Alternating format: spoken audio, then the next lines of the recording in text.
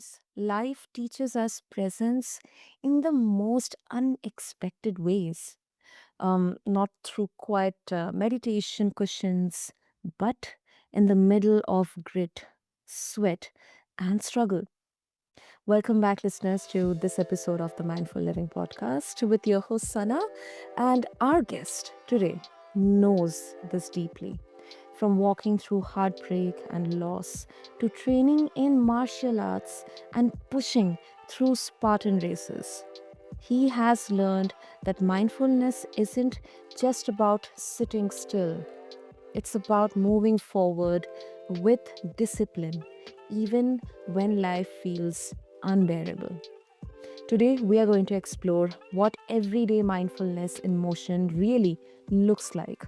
Like how the body can become a teacher, how pain can carve out resilience, and how discipline might just be the most radical form of hope. So, let's step into this conversation together, not as a story of perfection, but as a lived journey of presence, perseverance, and possibility. So, listeners, meet my incredible guest, DK Kang. So, DK, welcome to this show, and I'm really, really honored to have you here with us. Yeah, well, thank you for having me on your show. Um, DK, I mean, martial arts. When we talk about these art, you know, of basically people associate with warrior. We talk about warrior mindset, whether it's in your personal life or professional life. So, very I think this is very rarely talked about or discussed about in the wellness circles, martial arts and mindfulness. So because you have trained as a martial artist for years, in what ways does martial arts teach us mindfulness beyond just the physical moves? Yeah, so martial arts teaches us mindfulness because, I mean, for one, traditional martial arts, there's a lot of meditation, but also there's also when you look at martial arts, it's very difficult, and not everybody does martial arts. Uh, there's a progression. You start with white belt, and then you progress into being a black belt. But that doesn't happen overnight. There's a lot of time dedication to it, and there's also there's a correlation to life because life isn't just like linear. There's a lot of ups and downs. There's a lot of challenges, a lot of struggles. With martial arts, every new movement you make or learning, or even if like you're sparring, when punches and kicks are being thrown at your face, it's kinda like life. Sometimes punches and kicks are being thrown at your face, with challenges, and it's the same is how do you respond to those punches and kicks, so to speak, in real life, but also in martial arts, and that teaches, like, your brain on how to overcome these fears, because when someone's trying to punch you in the face, there's this fear in you like, "Oh, do I just, like, run away, or do I face this challenge up ahead?" And that's the same with life because we can't run away from our own our own struggles, our own challenges in life. They're gonna happen no matter what. I mean, there's no one coasts through life like an easy life. We're gonna grieve, we're going to go through health challenges, whatever it may be, and so for me, like, my wife went through a health challenge last year. She was diagnosed with breast cancer, and then a month later, I got laid off my job, and so, that's it's a big challenge, and for me, like, I was stressed, I was overwhelmed, and I felt stuck because, like, these things I have no control over, but at the same time, I had control over my mind, and so I actually wrote a book about transforming your mind. It's called Mindset Metamorphosis, and Yeah. I wrote it during my wife's cancer journey, and, I talk about different, adding movement into your life because sometimes you have to move forward. You can't just be stuck in that place of where you think life is happening. And so, yeah, martial arts, it definitely helps train your mind to look at different perspectives, different options that you might have, whenever those punches and kicks are being thrown at you. Wow, that's very well put, DK. I think not only technicality, but it's such a beautiful analogy, when it comes to life, how uncertain, unpredictable it is, and how sometimes we get some unexpected punches. Um, and it definitely puts a lot of emphasis on the pressure, the presence that we have, or our mind has that capability, that innate capability, but it needs a lot of training in there, a lot of discipline, consistency. So you mentioned about your you know wife's health condition last year when she was diagnosed with breast cancer. Then you faced layoff, and these are life changing events. Um, I mean, from all the aspects, and it needs a lot of mental strength to kind of course through these situations. And then you also have been through debt, through burnout. So how did discipline, like build one decision at a time for you, keeping you from breaking down completely, DK? Yeah, I mean, I'm human, so there's days where, yeah, it almost felt like it was too much. But for me, I had to lean in on my faith. Like for me, a daily morning routine that I have is I read the Bible. Um, and a scripture kind of comes to my mind is it's in Philippians. It says, Philippians 4, it says, "Do not be anxious about anything, but in every situation, by prayer and petition, with thanksgiving, present your requests to God. And the peace of God, which transcends all understanding, will guard your hearts and your minds in Christ Jesus." And so for me, I have to go back to like my foundation and just continue to read God's word. Because do not be anxious about anything. And for me, I'm human. I could be anxious about, being in debt, about my wife's health conditions, about trying to find a job. But at the end of the day, if I just not be anxious and just think about, okay, God's gonna take care of it, and He has. Mhm. Like, God has provided in many ways with people donating money to us to help pay for, our living expenses. And people helped us, he's like, "I have got this job opportunity within my company, you should apply for it." And so but those, like, things helped me because not only was I disciplined and still applying for jobs and things like that, but it was the community around me as well. Okay. Community is big because we're not here to do things by ourselves.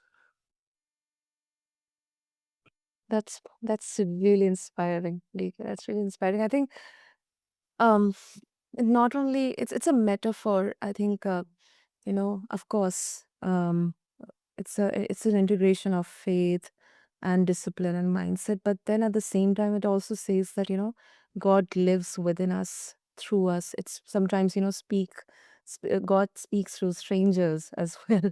So you never know what lies out there for you. So I think at these during these times, turbulent times, keeping that hope, that positivity, not blind positivity, but that practical positivity, perseverance, it really bears fruit for you. Right. Mhm. Okay, now I'll come to Spartan races and presence. Of course, personally, I'm not very much aware of Spartan racing, DK, but I would love to know from you what I know, that Spartan racing definitely demands a lot of endurance, grit, and focus. How do you bring mindfulness into a race, when your body is kind of, sometimes screaming at you to stop? Yeah, so in 2023, I ran the 50K Ultra, which is 60 obstacles. And and for me, everything that went wrong. Like, I dropped a boulder on my toe, I tore my hands, I had a nosebleed, I Oh, carried way too many packs. But my mind, I kept saying, like, "Yeah, like, my toe hurts or my hands are bleeding or whatever it is." I kept telling myself, "I need to keep going. I need to finish this race," because it was a goal of mine that I set. But as I'm passing people that's doing the 50K with me, and so when I did it, there was about 600 people that went in. and about 300 people finish. So it's like a 50% fail rate. But Wow. as I'm passing these people, everybody kept saying, a lot of people kept saying, "Oh, this race is too hard. I can't do this," or Mm. I won't be able to finish this." And guess what? They weren't able to finish because you have to meet certain time for Mm. like an obstacle. There's a certain time frame you have to hit those. And so when you say something like that, it's a self-fulfilling prophecy. When you say, "I can't do this," or "This is too hard," and it's Yeah. with life. When let's say for my wife's, breast cancer diagnosis, we could have easily said, "Well, why is this happening to us?" We actually Mm. reframed it to, "Well, why not us? And maybe this might be something that might help somebody else out." Yeah, it's terrible in the moment right now, but we're looking into the future and maybe like, yeah, this is happening to us because this is maybe there's a lesson, but maybe ultimately we need to help somebody else out there. There's 8 billion people in the world. We're not the only ones going to be struggling with cancer. We're not the only ones with struggling with job loss, and so it's the same with like a Spartan race. Like what you think, what you believe is what happens in the future. And so with a Spartan race, there's obstacles. Sometimes you have to climb over a wall. Sometimes you have to crawl under barbed wire. Sometimes there's just like a bunch of obstacles. But it's the same with life. Sometimes those obstacles happen in your life. And how are you going to get over it, get under it, get through it, get around it, and come out on the other side better, stronger? Because those moments teaches us to have that resilience when we go through hard things. Because if we don't go through hard things, like we'll never learn about ourselves. We'll never have that compassion and empathy for other people that are going through things that are challenging in life. And so for me, I see it's a parallel because life isn't all happy and life isn't linear and we all go through something. We're all going to go through some sort of struggle in life. I mean that's a fact. It really is. It is. If you haven't gone through anything, you probably will eventually. You know. Yeah, I think this shouldn't be taken as a kind of warning, but it's a it, it's like a guidance, and you're absolutely right, DK, that and Spartan racing. I think it's such a perfect metaphor for life. Um, and was there any specific moment, DK, if you can describe? Um, I mean, if you can, maybe if you can recall, like where mid race presence, not strength, carried you through. Yeah, I think presence carried me through. I think just being grateful, um, like having a mindset of gratitude. Like I was just thinking, like there was times where I was climbing up a mountain, and then I looked over like on top of the mountain, and I'm just thinking like, wow, this is a beautiful moment just to be on like top of this mountain and just looking out all like as far as I could see all up, past the horizon. I'm just like nature is so beautiful. And Yeah. for me it was very humbling because I was like, wow, I'm on this like top of this mountain and I feel so small like compared to like the world. And just having that moment of, like, being in the moment of the presence, just having that gratitude, and just thinking that, "Wow, I could be, you know, 5 miles back and Mhm. struggling with something else." But being here at this moment and it goes same thing with life. I feel like when we're not grateful for the things that we take it for granted. Like, Well, I'm just thinking, like, the breath in our lungs or just the vision, just talking about that, my after my wife's cancer treatments and everything, my wife ended up mm, getting, cataracts, and so she had to get surgery, and so okay. she's like, "I'm just grateful for my eyesight to be able to see And like I don't want to take those things for granted. And so during that Spartan race, I was just in that moment, take a breath and just like in awe of where I am at and how I got here. Because training for a Spartan race is not it's not something you just do one time. And the same thing with life. You don't learn something by just doing it once, and so I think that present moment is it's always to be grounded in that present moment in anything. It could be spending time with family instead of like thinking about, oh, my son said something, but just enjoying that moment of, hey, I get to spend time with my son. Yeah, yeah. I think, excuse me, gratitude. What you mentioned, I mean, first of all, it's such a grounding reminder. And secondly, the practice of gratitude. I think right now, this is such an important practice or approach or thought process or the way of living to be kind of reckoned or such a crucial need right now because for us, for humans, everything looks at like it's available at the tip of our fingers. um but sometimes I think these adversities or these situations, they really kind of shows us the reality in there, that they really help us realize that what you have, someone else may not have that. Maybe the house, your limbs, your eyesight, the life you're having, you are there, you're alive enough to live another day. Somebody else may not have that. So that's a very beautiful insight you shared. Take care. Yeah. And I've heard this saying that, some people like hate their jobs or whatever, but Mhm. sometimes it's like the job that you hate is someone else's dream job. And that could be, anything in life, either the car that you drive or the house that you own.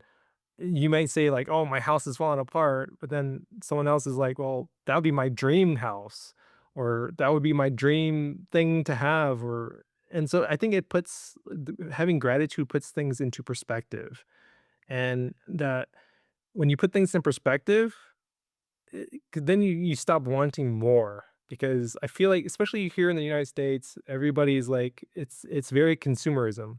Everybody wants more and trying to keep up with the Joneses, but if you just reflect on having gratitude for what you already have, it puts a lot of things in perspective.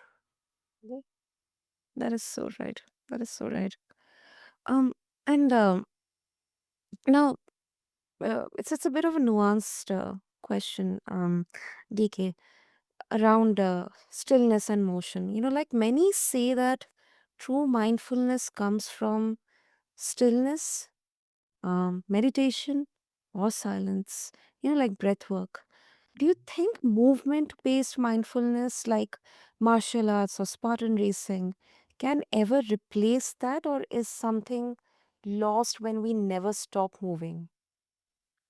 I think there needs to be a balance. I think we live in a world where everything is fast paced. Everything is the thing at the it's everything is in your palm of your hands from your phone. I mean, you have internet on your phone now. I mean, everybody does now, and and everybody's so go go go go go that we forget to pause, we forget to have those moments of silence to kinda decompress. I mean, even in the Bible talks about says, "Be still and know that I am God."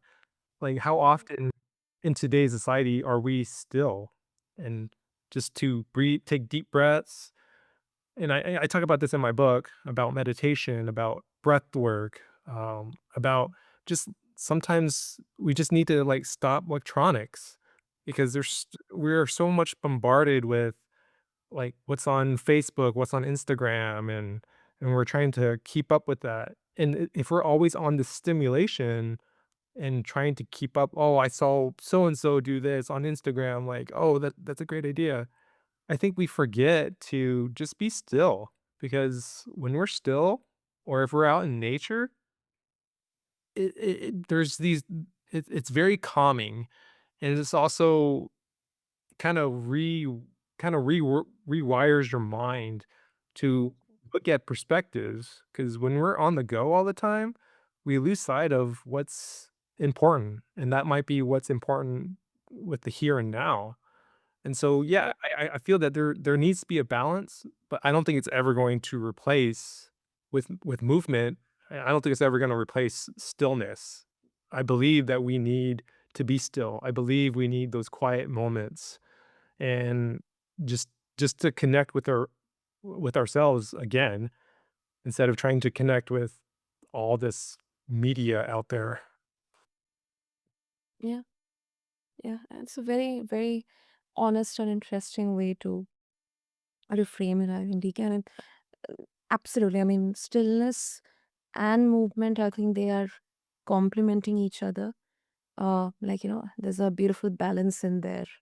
And before we wrap up, TK, if someone who is listening right now, um, they are at rock bottom right now, where do they start? I mean, what's the very first tiny decision they should make? Tiny decision that they should make. You know, I think it's being mindful of, like, who you are, like, what your values are. 'Cause everybody's different. Everybody has their own different values, and I believe, like, if you align your own values to what you're trying to do in life, um, I think that goes back to, like, a lot of self-reflection and a lot of self-care. I think so many of us are we forget about ourselves, and the question goes back to is like, well, if I don't take care of myself, how can I take care of someone else if I'm sick? And so, same thing for my wife. If I'm sick and my wife is sick, I won't be able to take care of her through her breast cancer. So there was a lot of things that I had to do, like I had to do journaling for myself. That's self-care for me. For me, I need to exercise to clear my head. 'Cause I mean, these are things that are valuable to me. And so and get help. Find a mentor, find a accountability partner. That's something that I had to do as well. Because when you're doing all this negative self-talk, or you're saying like, "Oh, I'm not good enough," or things like that, sometimes you just need a sounding board, to someone to kind of bounce back at, and saying, "Hey, like, this is what I'm feeling. Like, what are your thoughts?" And so I think that's the first step. I mean, I gave several first steps there, but start small, take care of yourself, because if you don't take care of yourself, you can't take care of others. That is that is 500% right. That is so true. Brilliant. And DK, if our listeners they would like to connect with you, what would be the easiest way? Easiest way, if you go to my website, dkkang.com, and if you sign up for my newsletter, I'm actually giving away the first chapter of my book, Mindset Metamorphosis, as a free download. And best way to contact me is through my email is dk@dkkang.com. I'm trying to be more on social media, but the best way is through my email. And then if you want to actually pick up my book, it's on Amazon. Mindset Metamorphosis by DK Kang. I talk a lot about transforming your mind, and having a lot of mindfulness with breath work, with daily habits, with a morning routine. And so, yeah, if you want to pick up my book, that'd be great. Super, super. I encourage all of our listeners to definitely try out. And for that, I'll make sure to have all the links in the show notes for all of your listeners to for easy reference. And DK, thank you so much, first of all, for sharing your journey. Whether it's your wife's health, her recovery, your Spartan race or martial arts, your discipline, your faith. I think It shows that presence doesn't erase struggle, but it transforms how we walk through it. So, thank you so much. Yeah, thank you. And kind of one last thing you were saying about presence. There's a saying 80% is showing up and 20% is like effort. So, yeah, I mean, if we just show up day to day, life will, you'll start moving ahead. You'll start moving forward. So, thank you. Mhm. That's a beautiful conclusion to this conversation. And listeners, thank you to all of you for devoting your time to this episode on the mindful living. If you are listening and if you are in a hard season, take this as a gentle reminder. One breath, one step, one decision at a time is enough because you don't have to be perfect. You just have to keep showing up, as DK said. And until next time, may you move with presence, live with courage, and find discipline that feels like grace. Thank you.